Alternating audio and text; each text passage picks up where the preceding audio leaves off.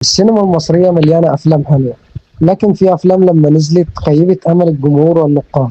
خلينا نتكلم عن 10 من أفشل الأفلام المصرية.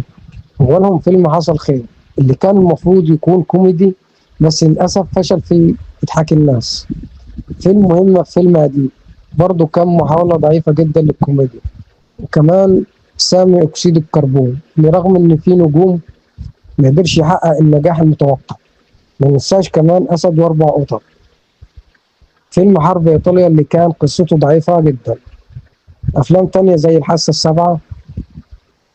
آه، أنا هنتكلم أكيد في فيديو كبير عن سبب فشل فيلم الحاسة السابعة، لأن ده محتاج فيديو أكبر من كده.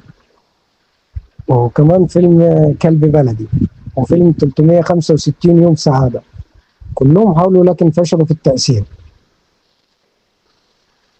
وده كان 10 من أفشل الأفلام المصرية. إن شاء الله هنتكلم في فيديو كبير